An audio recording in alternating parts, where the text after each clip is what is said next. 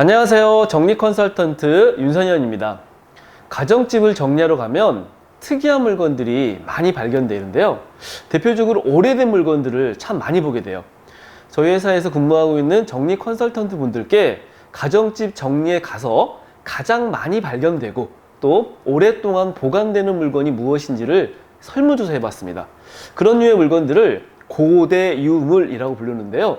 자, 과연 어떤 물건들이 선정되었을까요? 5가지를 꼽아보았고요. 이 물건들 중에 혹 여러분들 집에도 있다면 한번 살펴보세요. 가정집에서 많이 발견되는 고대 유물 5등, 바로 컴퓨터 관련된 물건들입니다.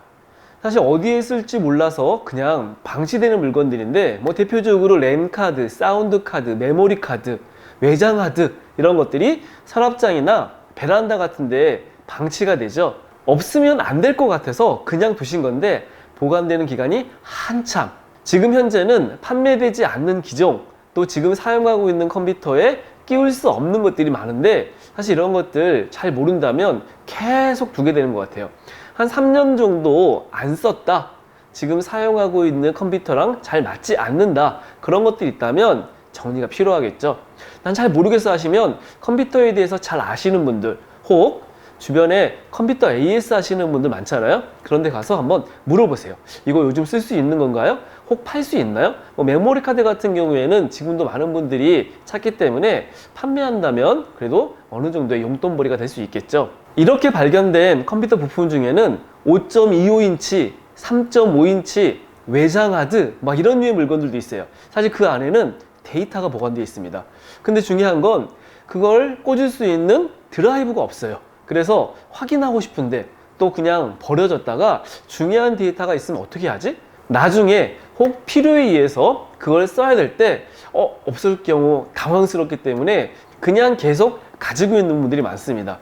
제가 오픈마켓을 조회해 봤더니 그런 드라이브들이 아직도 판매되고 있습니다. 3.5인치 같은 경우에는 한 6,000원 정도면 구입할 수 있더라고요. CD 같은 거를 아직도 계속 가지고 있는 분들도 많이 있어요. CD 같은 경우에는 프로그램들 많이 있는데 오피스나 MS 인도 같은 거 아주 오래전 버전들이죠. 불법 복제하는 것들도 많이 발견되는 겁니다. 버리지 못하는 것은 언젠가 쓰겠다는 마음 때문인데 사실 너무 오랜 기간 동안에 쓰지 않고 쓸 필요 없다면 한번 정리를 결정해 보세요. 외장하드를 여러 개 가지고 있는 분을 본 적이 있는데요. 사실 너무 옛날 데이터이기 때문에 지금 쓸 이유가 없을 텐데 그냥 가지고 있는 거예요. 저도 예전에 외장하드를 하나 가지고 있다가 한번 오랜만에 딱 인식시켰더니 파손이 됐더라고요. 제가 이렇게 함부로 대하지도 않았는데요. 그래서 복구업체에다가 맡겼더니 그걸 고치는데 무려 40만 원. 제가 그때 곰곰이 생각을 해봤습니다. 그 안에 있는 데이터가 40만 원 정도의 가치가 있다면 복구를 해야겠죠. 그런데 10여 년 전 직장 생활할 때 사실 10년의 기간 동안에 모은 데이터이기 때문에 저는 굉장히 소중하고 중요하다고 생각했지만 40만 원 정도 되지 않는다고 생각해서 복구하지 않고 그냥 버린 적이 있습니다.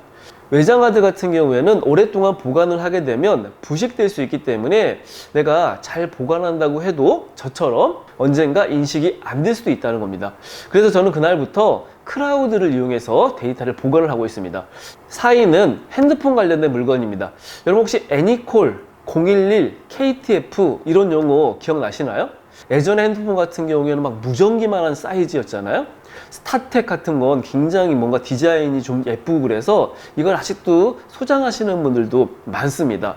지금은 5G 시대인데 사실 예전 핸드폰들, 2G 폰들, 폴더폰들 이런 것들을 계속 가지고 있다가 어느 순간 발견되면 이거 어떻게 하지? 자, 핸드폰은 짧으면 1년, 오래 써도 한 3년 정도 한 번씩 교체를 하기 때문에 살다 보면 계속 늘어나게 됩니다. 또 나만 핸드폰 쓰는 게 아니라 가족과 함께 사용한다면 4인 가족이라면 1, 2년에 평균 4개씩 핸드폰들이 계속 생기겠죠. 사실 그 안에는 또 사진도 있고 메시지, 전화 이력들 이런 중요한 데이터가 있다라고 생각해서 계속 보관해 두시는 분들이 있는데 이걸 좀 백업할 수 있는 방법들 좀 이용하셔도 되고요.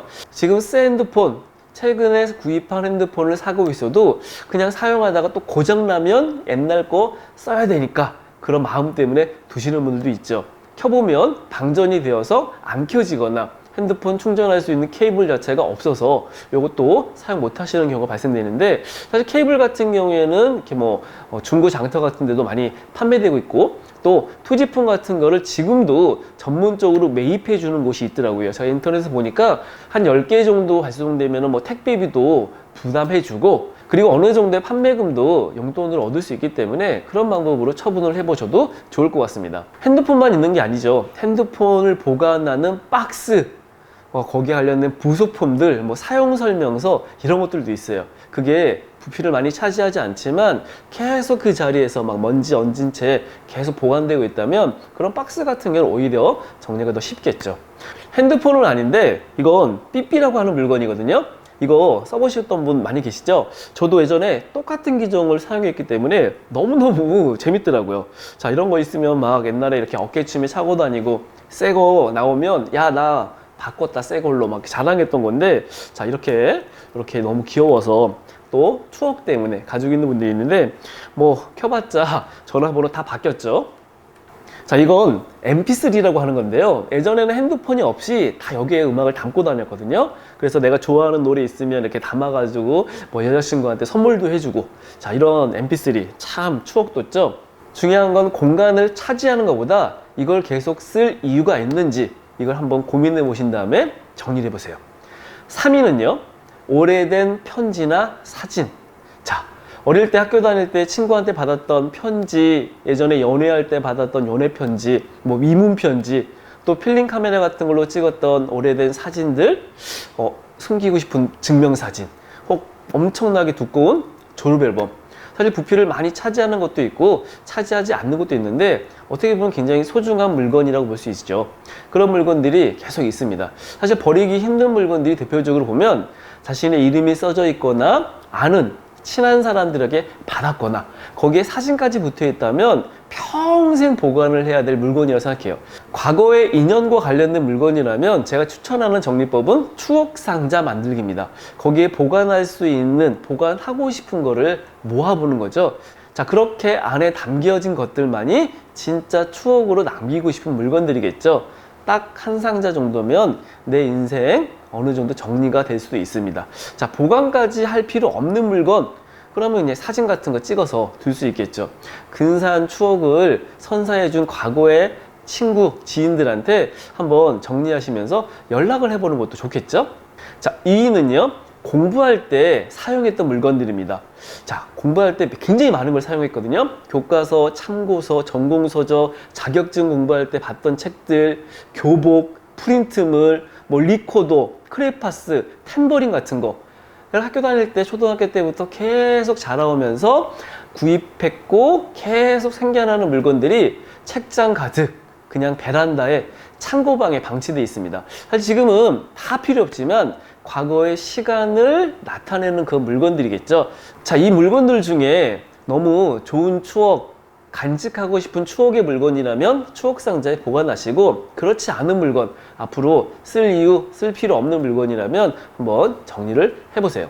자, 이 물건은 한 분이 저한테 제보해준 물건인데요. 1980년도 이분의 1학년, 초등학교 1학년 때 성적표입니다. 그때는 생활 통지표라고 불렀네요. 이분이 제 집에 정리하다 보니까 이게 나왔어요. 그래서 보니까 공부를 굉장히 잘하셨어요. 올수, 학습 태도가 좋고 각과 성적이 우수하며 특별 발표 능력이 똑똑하게 잘함. 이런 거 보면 굉장히 자랑스럽죠. 아이들한테든 지인들한테 정말 자랑하고 싶을 것 같아요. 자, 그래서 보관하였던 물건입니다.